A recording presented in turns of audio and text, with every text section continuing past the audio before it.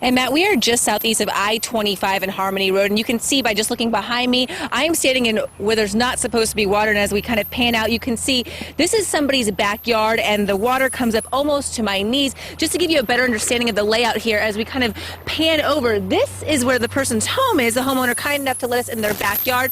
Their home completely fine because it's up on a hill, but as we pan back down, you can start to see where their yard is, and then you can start to see where all this flooding is, even their shed halfway underwater. The homeowner here tells me that every year they do get some flooding during the runoff season, but never to this extent. Now, I want you to take a look at how far out width-wise the Poudre River has really expanded. You see that massive tree to the right. Then if we go all the way over to the left, at the end of that fence line, that little tree that's kind of hanging to the left, she tells me that's normally where the banks of the Poudre River end. So it looks like to me the river has maybe expanded in width 3 to 4 times its normal width, and we have followed the Poudre River all the way from Fort Collins through Greeley. Here's some video of Fern Avenue Bridge that we shot earlier today. This is near Greeley Airport. You can see the Poudre almost hitting the bottom of the bridge, and the banks have expanded.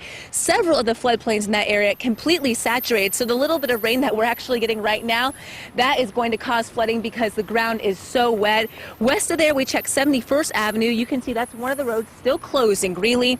The cities monitor the levels there each day. As of earlier this afternoon, the water was down compared to Wednesday.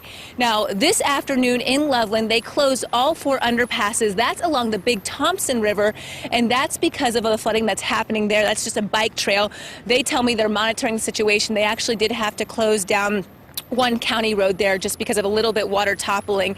But back here live, you can see how this Poudre River is just completely expanded outside of its banks. The water is moving, and now we are getting a little bit of rain, which we haven't had for the last couple hours. So they're going to be monitoring the levels closely here in Larimer County as well as Weld County. They've also got sandbagging locations all over Larimer County for any homeowners or businesses that want to pick up those sandbags. Live in Fort Collins, Lindsay Sablon, 7 News.